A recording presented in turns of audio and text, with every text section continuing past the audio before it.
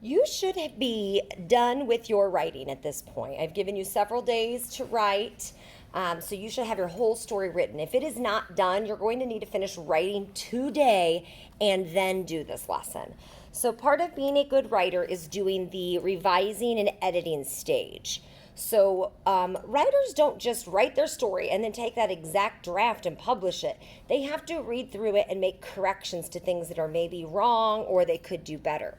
So, when we look at this, you always want to revise before you edit because revision usually is bigger. You're moving things around, you're taking things out, you're adding things in.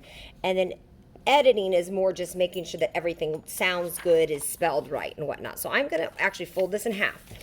So we're only looking at one side at a time. And I did post this chart on the thing for today so you can pull it up on your screen as you're doing your revision and editing. You don't need to print it unless you want to and have that capability. So when we revise, we are calling that ARMS because we have ARMS, add, remove, move, and substitute. So what that means is first step of revision is you have to reread what you wrote, and you may reread it several times. But you're going to see if you need to add in any words or sentences. So maybe there are times when kids just leave out an entire word and they say I went to mom, and they meant to say I went to my mom. They left out the word my. So maybe you need to add some words in, or maybe you left out an entire sentence. So when you read your story, you're like, oh my gosh, that doesn't even really make sense. So A is add. R is remove. Maybe you repeated yourself a couple times and you said, my mom made dinner. My mom made dinner for me. Well, you just said the same thing. So you could cross off one of those sentences. Move would be if you put a sentence in the wrong spot. Like you'd say, we did something, next we did something. Well, if you put those out of order, then you might need to move it. We do that with arrows. And then substitute means you're going to trade words or sentences. And you might have to use a thesaurus, this one says. But really, you're just looking for what I like to call wow words. I'm going to add that in. This person says dead words and alive words, but Mrs. Yonke likes to use wow words. That means you're using a gigantic word that is more impressive than the little baby word you used before. Notice I said gigantic instead of big.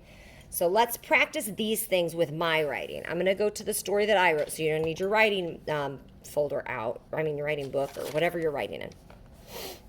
So here's my story. So as I read, I'm going to see if I need to add sentences or words, take anything out, move it around, or substitute a word.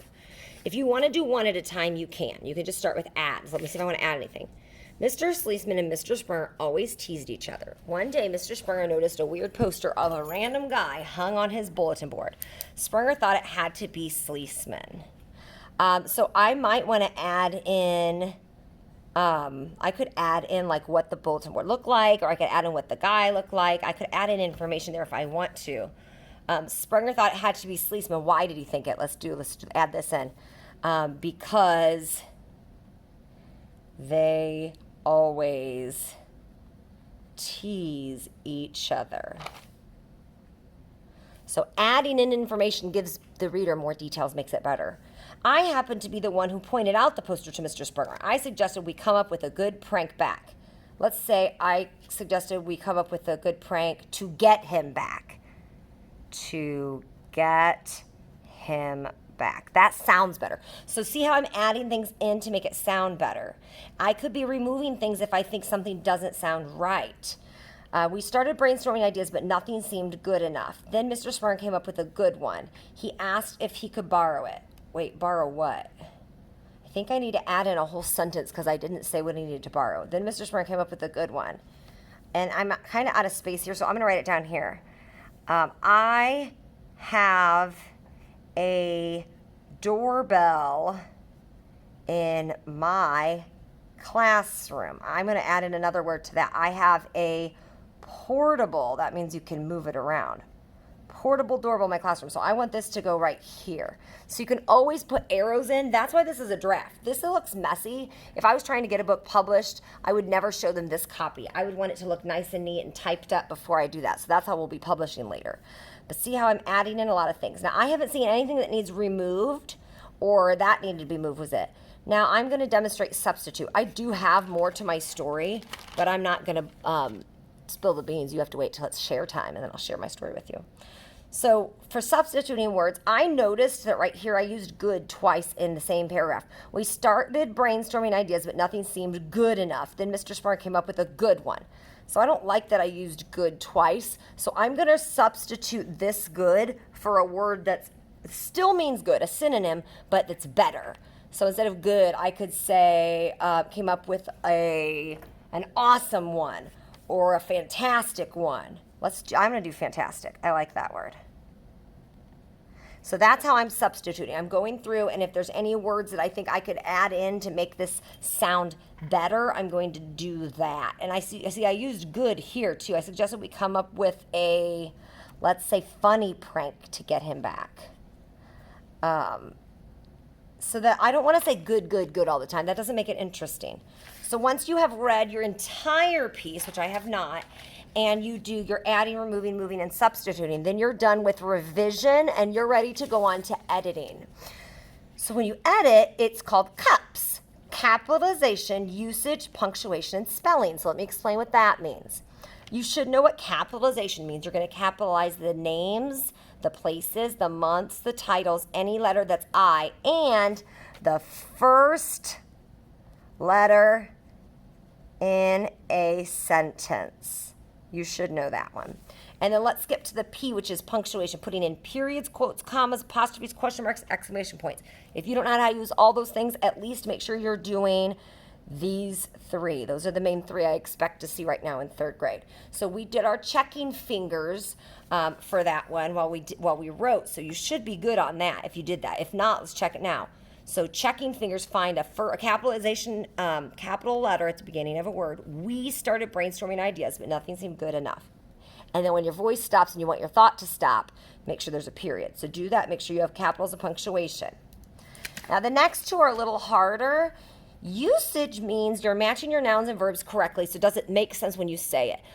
Little kids are really bad about usage. So they might say, her hit me, instead of she hit me.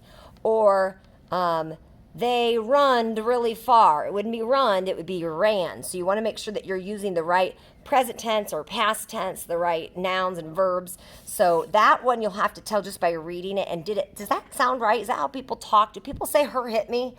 And that might be a good one for parents to help you with too, or grown-ups. The last one is spelling. So spelling, you might have to use a dictionary. You can, I believe, unless it's blocked, use that on your computer, dictionary.com. But for the most part, if you know, I'm not huge about spelling being perfect. I would rather you spell it wrong, but try to sound it out than to sit there and refuse to write any word you don't know how to spell. But if you know, for example, I know I didn't spell this word right, then maybe you could look that one up or ask a grown-up. But I don't expect to be everything to be spelled correctly. I once had a kindergartner spell like this. What do you think that word is? It was the word turkey. Because look, T-er-k-e, turkey. And it took me a minute, but I figured out what it said because it was around Thanksgiving time and they had a turkey drawn, and that makes sense. So as long as you're using the sounds that you know, I won't be mad about it. And then when we do type these up, I'll show you how there is a spell check feature on the computer. So that is your goal for today, is to make sure it's all the way written and then do your revision first and your editing second. If you just, after this lesson, are like, oh, mine's good, I'm done, and shut your book, I'm not going to be very happy, because revision is what makes, and editing is what makes it easier to read and more interesting. Because look at that. I found this is an adult writing this, and I didn't leave things out on purpose, but I found 2 things that I needed to give more information about, and several words that could be changed or added to make it better. Everyone can make their story better, even if it was already good to start with, or even fantastic to start with. So go ahead, do your revising and editing, and have it done so that your piece is completely ready for publishing.